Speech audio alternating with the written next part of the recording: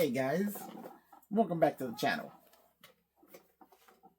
I'm here today to introduce the next project on the channel. The Thunderbird 2 build, if you've been following along, is winding down. I'm getting ready to finish off the last few vehicles and then the last bit of wiring for all the extra things that I've added to that kit and that diorama build. And so that's going to be coming to an end pretty soon. Been a long time in coming, and I'm glad that we're finally here. That's going to be a build that will be on display at the IPMS Nationals next year, and we'll see how everybody likes it. Now, the next thing I'm going to start is a very special build. This build is for someone who was very influential in my life years ago, and he's a really cool guy. Owns a spectacular 1970 Pontiac GTO convertible, and his name is Bob Molinari, Mr. Mo as we used to call him when he was my instructor back in school. I credit him and with really pointing me in a good direction when I was just starting out my career. He was an amazing instructor, a great influence, and a really great guy overall. Everybody loved him in school. He was the best instructor that we had there. So, Mr. Mo, I'm going to get started. As you can see here, we've got the 1970 Pontiac GTO. Now, this build is going to be a replica of his car. Now, his car is a convertible, so we're going to have to do a lot of surgery on this thing to chop the top and get it to be a really good facsimile of his car. Mr. Mo is a huge Pontiac fan. I mean, he's a Pontiac guy through and through. And so, along with this being the Mr. Mo appreciation build, it's also going to be the Mr. Mo appreciation and Pontiac power build. So, we're going to throw in a 1985 Fiero GT. But we're not just going to build any Fiero GT. We're going to take this and we're going to turn it into the 1984 Pontiac Fiero pace car replica. And that's going to require a bit of surgery and some fabrication because this model of the Monogram 85 Fiero GT only comes with a V6, but the pace car was only a 4-cylinder. So, gonna have to see how I'm going to do that and fabricate the 4-cylinder engine, unless someone out there from 3D prints one. I don't think anybody's 3D printing the old Iron Duke 4-cylinder. Not a lot of demand there. And along with that, we have the Pontiac GTO superstocker, which may or may not survive in this build, because this one may be our practice body for the convertible chop on this one, because I've got to figure out exactly where to cut it and how to replicate the original lines of the convertible, and that might be a little tricky. So I've got a couple of these, and this may have to be sacrificed for the Mr. Mo appreciation build, but we're going to see if we can get this done, not butcher that one up, and maybe build 3 Pontiacs all in one shot. I'm doing it to myself again, 3 cars all at once. The last time I did this, it drove me crazy. Hey, why not? Let's get nuts. Lights out! Now you want to get nuts? Come on! Let's get nuts. So why don't we take a look at these 3 kits and see what we're getting into. All right, guys, let's take a look inside the boxes. All right, guys, now the first one we're going to take a look at is the 1970 Pontiac GTO, the kit that's going to be the basis of Mr. Mo's build. Steady, lady, steady, steady. You know how I bruise. Bye-bye.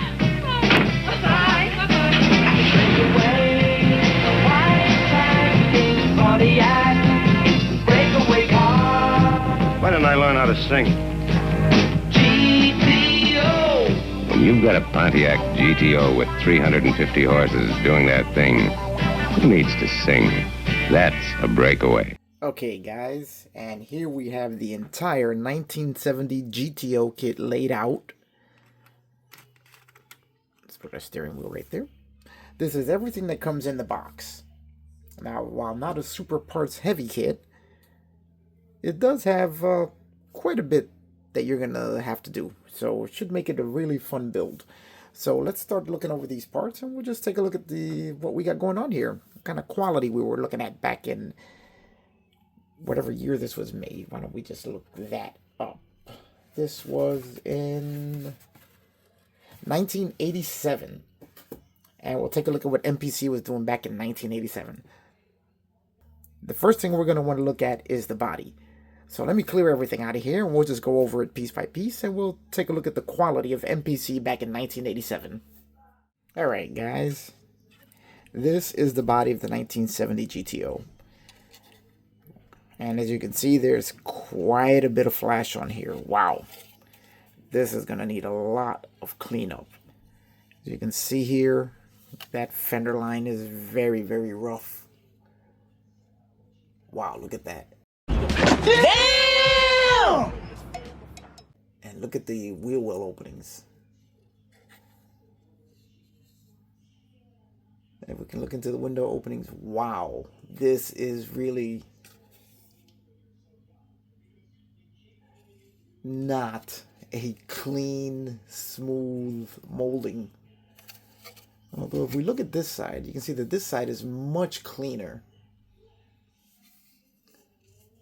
I mean, much cleaner than that side. You have a little bit of flash here around the front windshield cowl. It's going to require a lot of cleanup, this kit. And we have here, look at our front fender.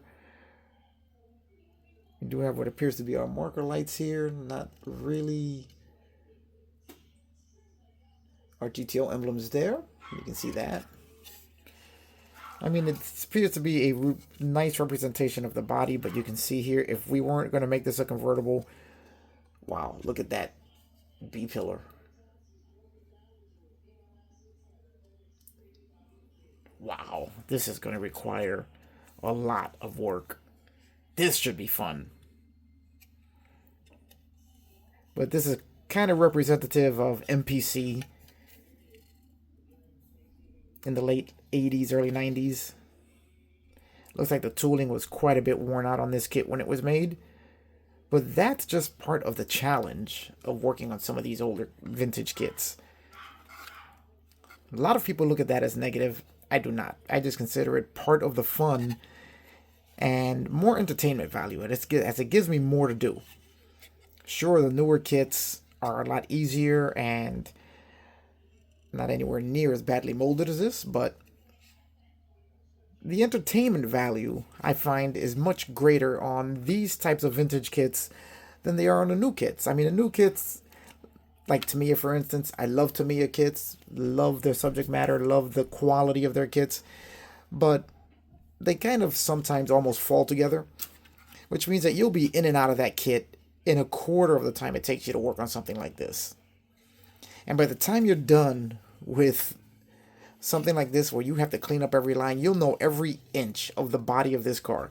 Really makes you appreciate the design of the car, because you'll be into every nook and cranny cleaning it up. So there we go. You see the body is not great. It's going to need a lot of work. And I'm looking forward to that. So why don't we start with some of the other parts. Let's take a look at the chassis next. How about that, guys? Okay, here we have the chassis. And as you can see, it's got quite a bit of detail molded into it. I can see the brake lines. I can see fuel lines. Fuel tank is molded in there. It's, well, it's in there. Looks like we'll be building an entire rear end as nothing is molded to the car. The front end seems to have the lower control arms. Or is that... No, it looks like those would be the lower control arms molded to the frame. Not going to be the most accurate representation of the front suspension. And here we have adjustable height on the car. So we're going to give them a little bit of a rake and probably bring it down a little bit just because it would look cooler. And you know, Mr. Mo, he is cool. So we're going to make him even cooler by giving him a nice stance to the car. You can see the subframe, well, the full frame, not the subframe, but the full frame is nicely represented here on the chassis, and really that's about all I can say about that. So let's move on and take a look at some of the other parts. Okay, here we have the interior, and as you can see, the interior bucket is nicely molded. You can see all the details in the seats are there. The door cards are, well, the molding's a little soft on the door card.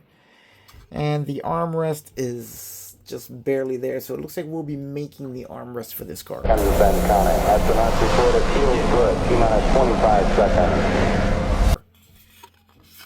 And we do have the pedals, which are molded to the floor. I have never been a fan of that, and I think I will be adding pedals, which will be floating like the real pedals underneath the dash, because this is just not going to work it for Mr. Mo. But the door cards I'm really not happy with. There's just not a lot of detail there. So I'm going to have to do something about all of that. And since we're turning this into a convertible, I'm going to have to try and see what I can do about the rear seat area. As I know on the convertible it is different than the coupe, and I got to see if I can somehow manage to give us a good representation of the convertible's interior.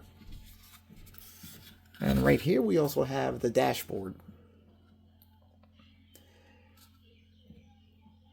You know, it's molded pretty nicely. Now this is going to really, where the paint work is really what's going to make this shine, as it does have a nasty mold line right there above the top of the dash. That's going to have to be cleaned up. Actually, I'm going to have to find out if that line is really there on the GTO. And you can see all the gauges, the radio faces, the ventilation controls. They're all in there. I mean, very softly molded, but we're going to bring all that to life. We've got some ideas for that. All right, let's move on to the next part. Okay, here we have what look like headrests for the seats. I'm imagining that's what they are. Some suspension parts, lower valance, either for the front or the rear. I'm not sure which. Probably the front. And here is our Erdo badge. As this kit was made at when Erdo had purchased MPC. So it's actually badged as an MPC Erdo kit, not just an MPC kit. So let's keep going with this. Here's our glass. It's pretty clear. You're all clear, kid. Now let's blow this thing and go home. There are some scuffs on it, so I'm going to have to do quite a bit of polishing to clean this glass up. But it is pretty clear. Not a ton of distortion, but it is going to need quite a bit of work to clean up. But not horrible. Okay, now let's take a look at the steering wheel. Here we have the steering wheel, and I'm not sure if that is... Nope, that is actually the ignition switch right there on the side. And the steering wheel is nicely represented. Even has a little Pontiac badge right in the center. I don't know if you guys can make that out, but there is a Pontiac badge right there, which is looking pretty much okay. Now let's take a look at the engine block. Not a lot of detail there. Look at the bell housing. Yeah, there's not a lot of detail there. Again, that's going to be the paintwork that brings this to life, unless I can see if I can add a little bit of detail to the engine block. Cylinder heads. There's the oil pan. The oil filter already molded to the oil pan. And here's our belt drive assembly. Wow, this kit is really going to... Every part of this kit is going to need to be cleaned up. Let's take a look at our fan and timing cover. There's the fan, there's our timing cover and water pump assembly. Here we have our exhaust manifolds. A lot of flash on everything.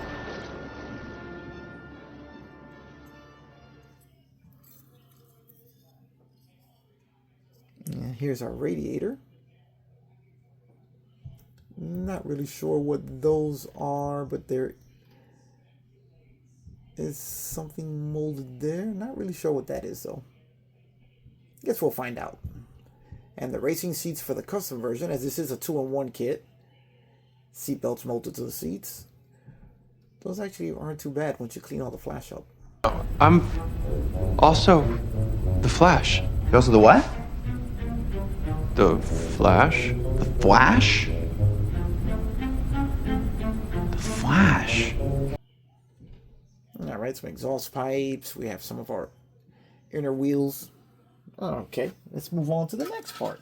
Okay, here we have our GTO front clip, which this is actually one of the better molded pieces of this kit. I really hope that everything fits correctly, because otherwise there's going to be a lot of filler work involved. You see where our marker lights are, stop spaces for our headlights, our grills.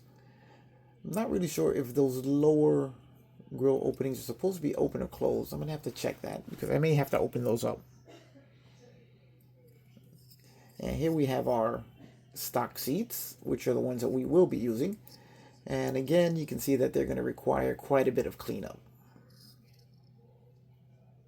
Okay, that's going to need a lot of cleanup. Now let's take a look at our exhaust. Wow, look at all that flash. You know, guys, this kit has the most flash that I've ever had in a kit that I've built is in the MPC Knight Rider.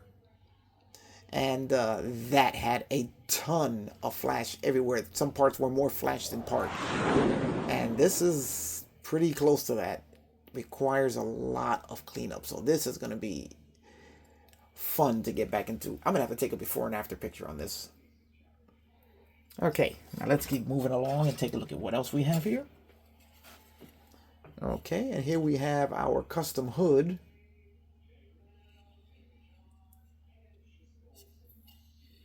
Along with our firewall. There's a radiator there. Suspension, coil springs, shock spring assemblies. Oh, look at that. Oh, look at that. Look at that. That's flash right there. That's all flash. Wow. Okay, now here's our stock hood, which is what we will be using. It's not opened, so I'm going to have to open up the hood scoops. It's going to need some cleaning up on this rear edge here, but overall it's one of the better parts of this kit so far. Here's our firewall and a battery. Firewall has some nice detail to it.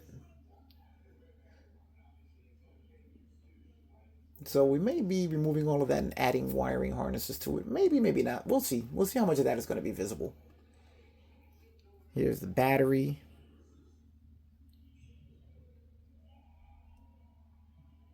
Again, going to need everything on this kit. Well, most of the parts here we're going to need a lot of cleanup. Here's the rear wing. Comes in 3 parts. Again, another part that's going to need a ton of cleanup. Okay, let's keep moving along. Let's take a look at the chrome. Now, let's look at the chrome here. It's probably going to need to be completely stripped, as it is way too toy-like. Not something I'm really happy with. And these are the wheels we're going to be using. Yeah, I'm definitely going to have to strip these. It's going to have to be stripped and repainted. And here's another belt drive in chrome.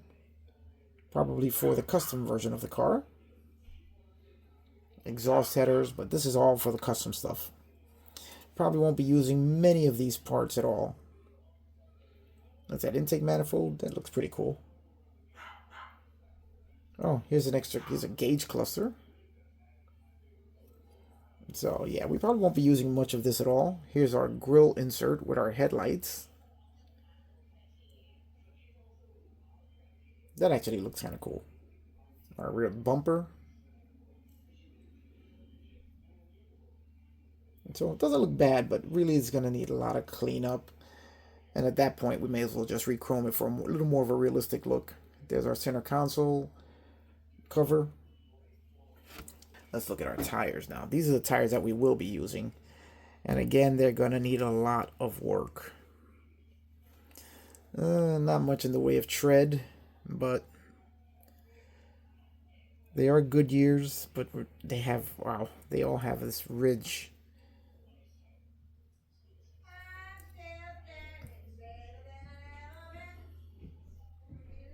Yeah, I'm really not too thrilled with these tires.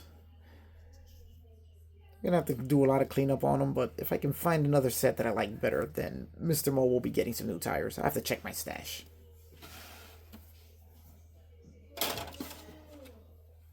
And these are the custom tires that come with the kit. They have that traditional MPC tread, which I've seen in more than one of their kits. They are Goodyears, they're wider. You know, you have bigs and littles. So, those are not horrible. But again, they would need a lot of work. Let's take a look at our instructions. These have the old MPC style of map-like instructions where you have to unfold this huge sheet. First page has a picture of the car, some little information on the car. I mean, look at this. Oh, you young kids out there don't know what a map is. That's how we used to do our navigation, by unfolding big pieces of paper like this. Here, you know, see how these, they have numbers and letters up at the top, and you'd just cross match them. Again, all replaced by that. And here we go. Here we have our stock wheels and our custom wheels. We have our engine, the basic assembly of the engine, which is just your block, your cylinder heads, valve covers. So this is going to be the basis of both engines. And then we'll have our stock engine. This is what we will be building. And this is the custom engine here, which has all the headers and all the really shiny go fast parts on it. So here we have our chassis, our exhaust. Now the suspension is using just it's going to just use the metal axles for the rear, and it looks like the fronts just attach peg into the front suspension. So it's really a very simple suspension setup. For the custom car, we'll have lift plates which will raise the rear end up, similar to what I did on the 1964 GTO custom build that I did a while back on the blue build. So you guys should go and check that video out. That car came out really cool. Then we'll flip it over. And we have our headrests here. There were headrests. The seats, our dash. Basic interior. Now the custom interior has a roll bar added, fire extinguisher, the sport seats, a gas pedal that's in the shape of a foot that goes attached over the gas pedal. Alright.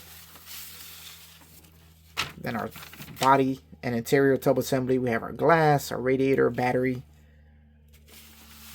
Now we'll go to our front end assembly, which here we have our, oh, there is a separate grill that inserts into the chrome grill. The chrome headlight piece, which inserts into the Enduro bumper. So those three would sandwich in there, this is actually pretty nice because the grill is actually black. So you'll be able to paint this grill black separate from here, and you'll still have your chrome surrounding the grill as it did in the real car. So that's actually a pretty good idea that they gave you all of that in separate pieces. And here we go, our body and our chassis assembly. The optional side pipes for the sport version. Our parking lamps on the front end. Our rear three-piece wing, which I don't remember if Mr. Mo has that wing. I'm going to have to look at the pictures I have of his car. Bumper, our taillights, our balance panel in the rear, and then all of our optional details. And that completes the assembly. Now, this is one of the things about map. There we go. Okay, we actually managed to fold it back up. And that completes our 1970 GTO.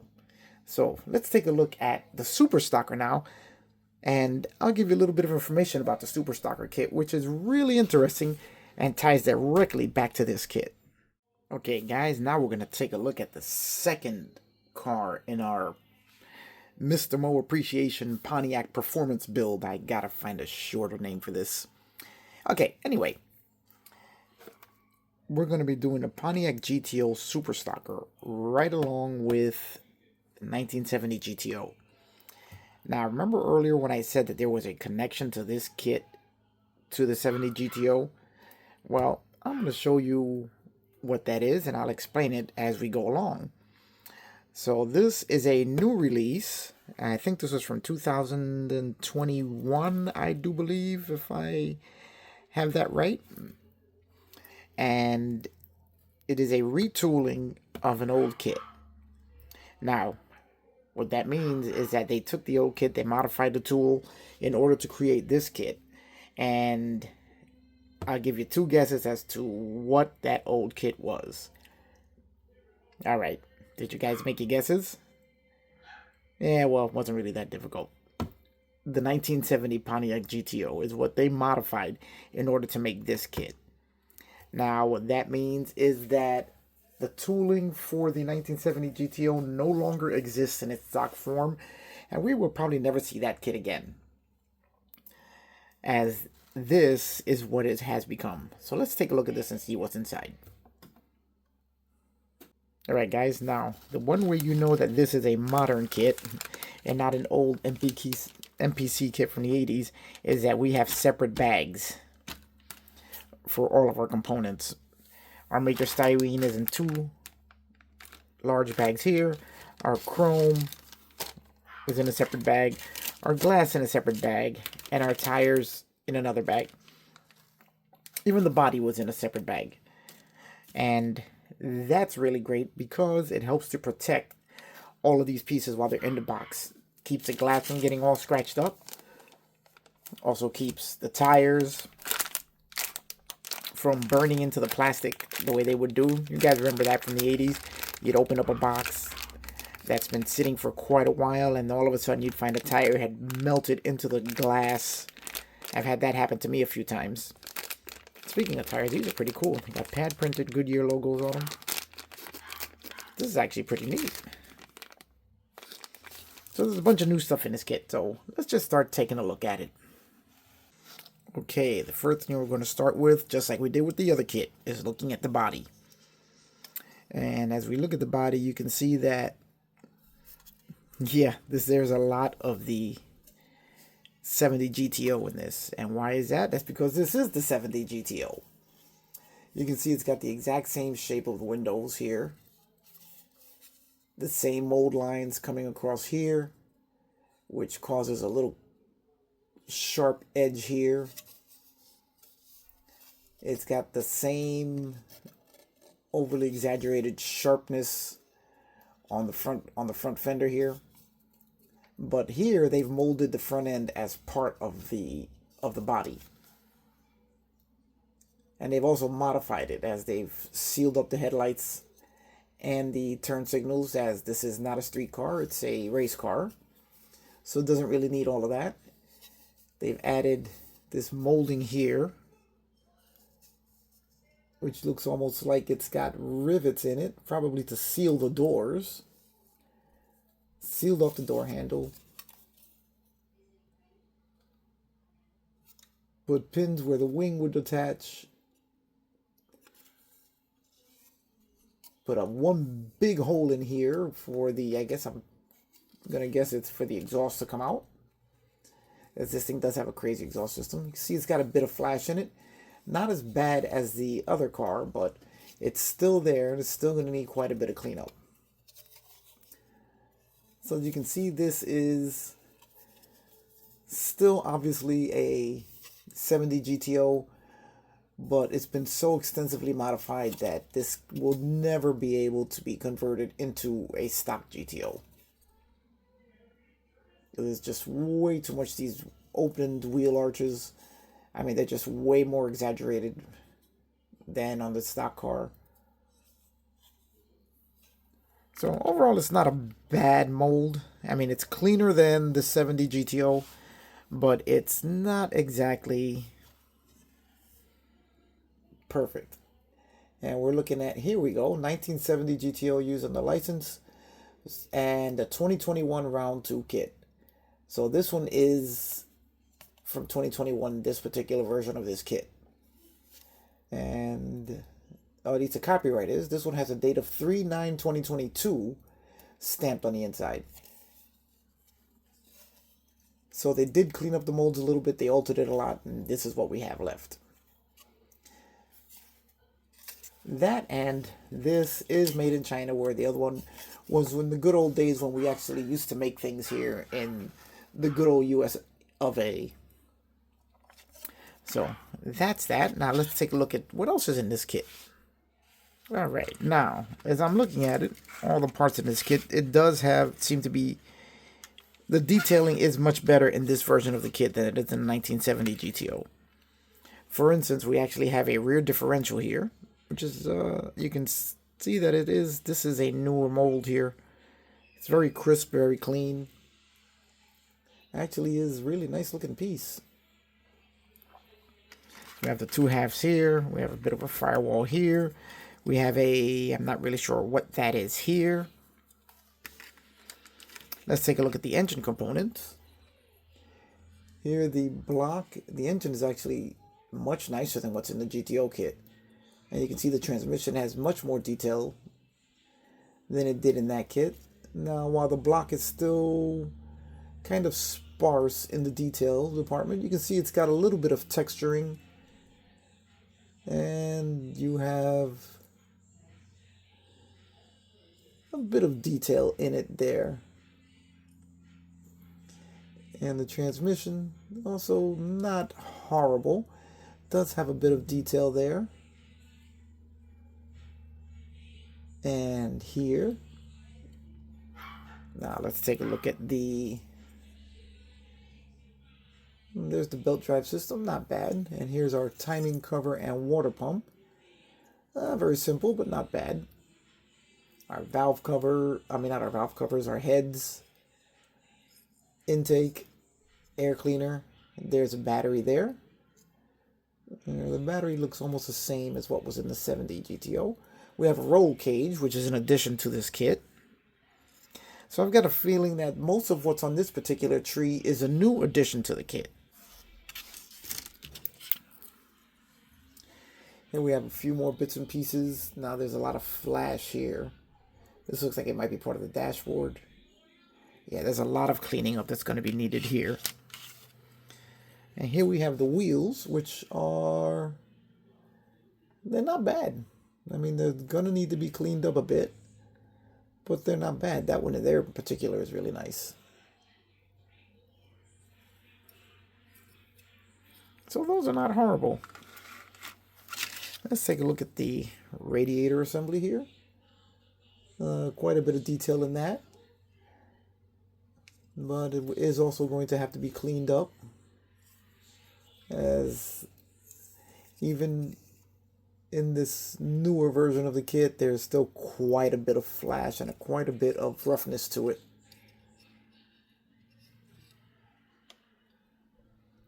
This appears to be some kind of a firewall, or maybe something. There's some rivet detail in there. I don't know if you guys can see that. Some sort of a rivet detail going around this panel. So it's probably an interior piece, as this car is going to have just a stark interior, not exactly going to have the accoutrement of a passenger car. All right, let's take a look at some more stuff. Okay, here we have the chrome.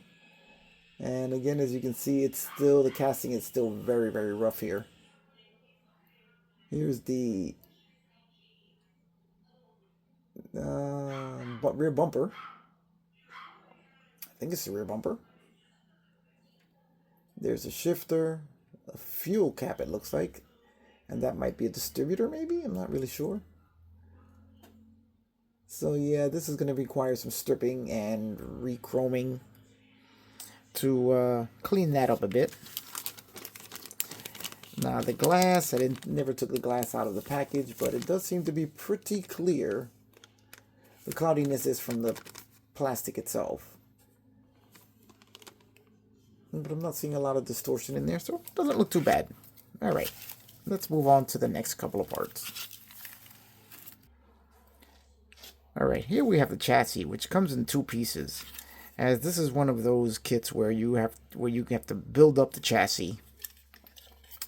And I guess this is like a standard chassis that's used in a variety of these types of cars. And so you can adjust the wheelbase based on whatever you're doing with it. Which is kind of a cool idea. You have to tool up, they only have to tool up for one chassis, but they can include it in multiple kits. So it is kind of a cool idea. And you're not building exactly a car that's accurate to the original.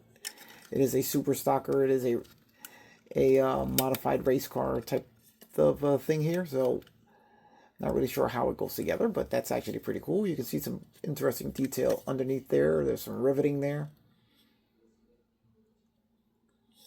But you do have a complete chassis to work with that you will be mounting everything through.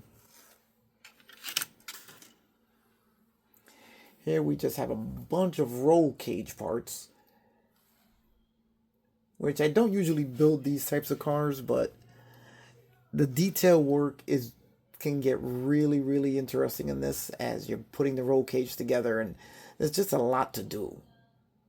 So this is going to be fun. The only car I've ever built, I think, that had a roll cage in it was the Revell Corvette C7R race car, which I really enjoyed building the interior on that car because playing with all these small pieces and attaching them together and the painting and everything was really, really cool.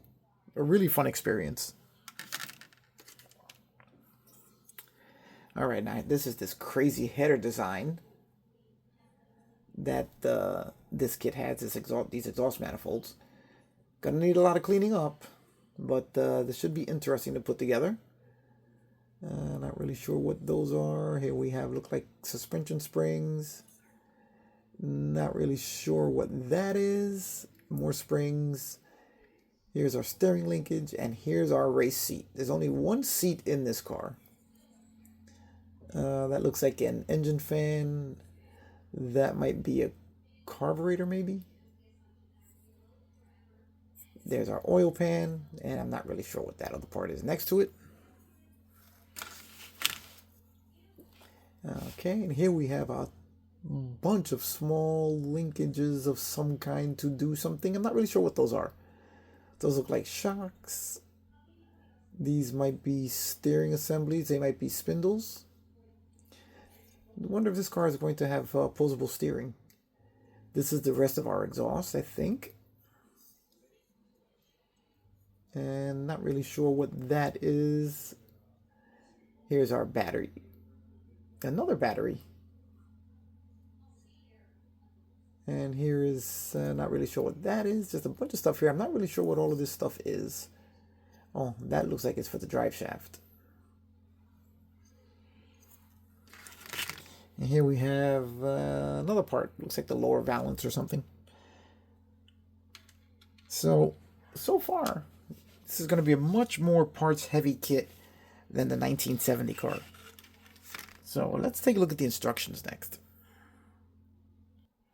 Okay, guys, here we have the instructions, which are, again, in a big fold-out sheet, MPC style. Here we have the tires going together. Here's the body assembly, which only includes a couple of pieces. Oh, that is a lower valance, that piece we saw there. This brush guard here of some kind. The glass, everything goes together in one piece. And here we have the assembly of our chassis. Now this is really interesting. Oh, that's that one part we saw there that I had no idea what that was. Some sort of a brace goes in the back there, and here is attaching the front and rear halves of the chassis. Okay, it's just the same simple basic engine design that very similar to what's in the 70 GTO. Here we go, the block coming together. There's the rest of our accessories, our belt drive, everything on there. The really interesting part is, look at this crazy exhaust system. I mean, the headers come up and wrap around the engine. That's going to be fun to build. And then doing the headers, doing some heat staining on there, that's going to be a lot of fun. Now we're looking at the front suspension. You can see our linkages there, all sorts of... Oh, then those were spindles. Okay, this thing may have posable steering. Looks like it... If it doesn't, looks like it can be easily modified to have posable steering. Here's our rear suspension, our differential, our springs, our shocks. This is all the stuff that's missing from the 70 GTO kit. And then we got what apparently seem to be trailing arms. And more arms and linkages and everything. Oh wow, this is going to be really... This looks like it's going to be a whole lot more fun to display with the body off the car. Which, by the way, is very similar to what I did with the Corvette C7R from Revell. As I didn't attach the body permanently, and I display it sometimes with the body on and with the body off, as there's a whole bunch of really cool detail on the inside of that car. Here is our front firewall, it looks like. Our steering wheel with this crazy steering rack. Separate pedals, which is what I plan on doing on the other car. Not really sure what that is. Some sort of a brace or something. And here's our front end. Now this is really interesting. Look at that framework which we've got to put together. And there goes the radiator. The front firewall there. That looks like it's going to be really interesting. Alright, let's go on to the next step here. And here's our installation of our engine, our driver's seat. Oh, that's a fire extinguisher, it looks like. I mean, there's a lot in here. And then we get to build the roll cage, which is going to be really cool. And then we have our X-brace on the frame, our drive shaft. Oh, and there's our drive shaft, this brace over the drive shaft to keep it from flying out of the car. And here's our exhaust. Wow, this interior, this is really going to be a car that you're going to want to display without the body. I mean, look at how much you're going to have to build and put together here. This is going to be very, very cool. Look at that. And then, finally, you're going to attach the body, all the decals. This looks like the top part of the dash, which is going to go here, which is weird that that goes in last, but hey. And you're going to cover up all of that beautiful work that you're going to have done with the body. I don't know if I want to cover that up. But that's going to be a really interesting build. And we have our tires, everything going together. And that completes the build. The only other thing we have in here is our decals. So let's take a look at this massive decal sheet that you get with this kit. Look at that. That's a lot of decals. I kind of really want to use them too. Especially these orange and red stripes. Well, I like these. The yellow stripes, the orange. That's pretty cool. And the stripes. Yeah, I think we may be building this one boxed stock just so that I could use all of these because these look really cool. Look like they might be fun to apply also. So there you go, guys. That is the Pontiac GTO Superstocker. Okay, guys, just for fun, I just thought we'd compare the two bodies together. Just to see what we have going on here between the two and how similar or how different they are. Now, apart from the 1970 car, which is the top one, being, you know, having a really bad molding, you can see that this curve here is pretty much the same as what's here on both cars.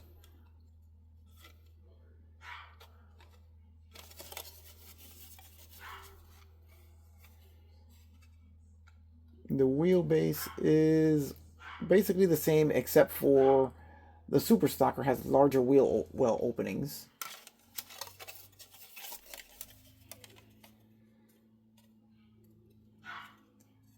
So they are very, very similar. Same mold lines, same super sharp creases over the fenders. So yeah, I would say that these two are most definitely probably related. Although it is such an extensive redesign of the original molds.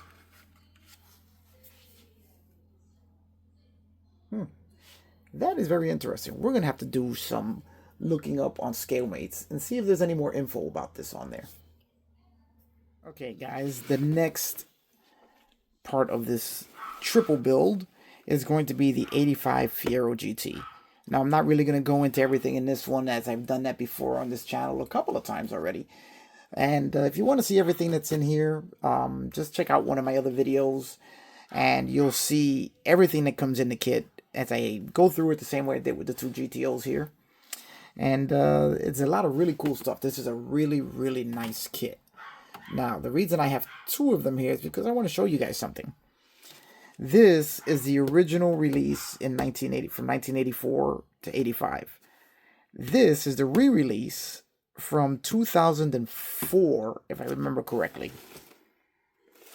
And I just want to show you a couple little things that are different about it. The kit inside is basically the same. What they changed was in the packaging. As you can see, the 2004 release has a much larger picture of the car on the box, and they zoomed into the picture a little more. Now, they both listed as monograms. 85 GTs. The pictures on the side of the box are pretty much the same. This side isn't. This side shows, on the 84, shows the car fully built with a little explanation about the car.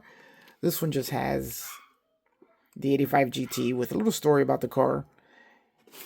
Now, one of the interesting things here is, look at the difference in the size of the boxes. It's bigger on the inside. Is it? I noticed. Now, there is really no reason for these boxes to be so different in size, as the kit inside is exactly the same.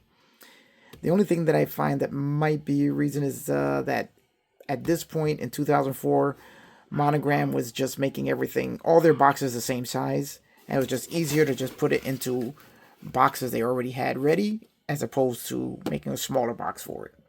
That way you keep them all uniform in size, easier to produce them, easier to keep everything uniform in the factories.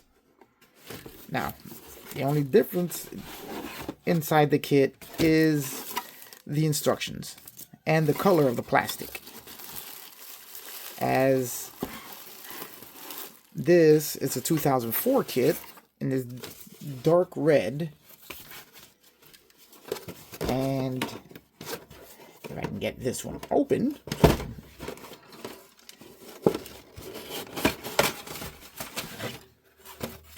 this is the color of the original kit, which is a much lighter red. Other than that, they are exactly the same. Even the mold quality seems to be about the same. Doesn't seem like it's degraded much at all. No real flash to speak of. It's just a really nicely molded kit.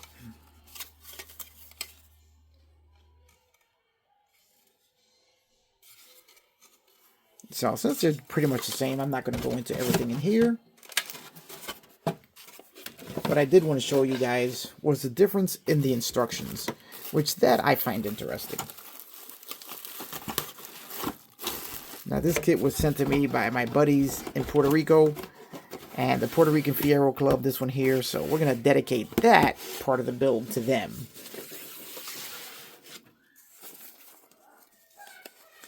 Now, take a look at the instructions, at how different they are. This is your old style monogram instructions, and this is the newer style instructions like they have in all of their modern kits. Look at the difference in that. And in this.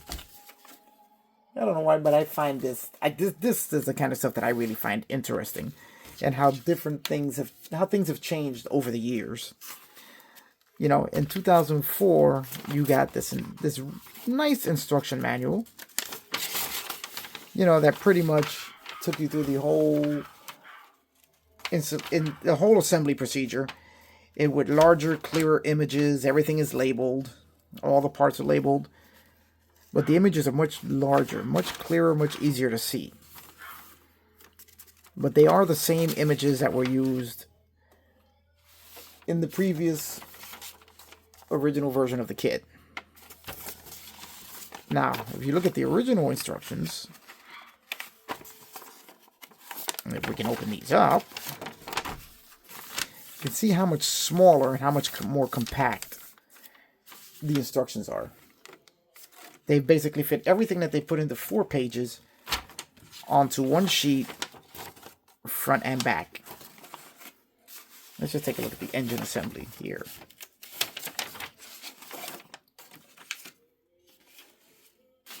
Now you see, they put the same 3 steps on one page, but you have this huge blown up image of the engine, as opposed to this small one here. A much larger image here and much larger image here, which makes it a lot easier to see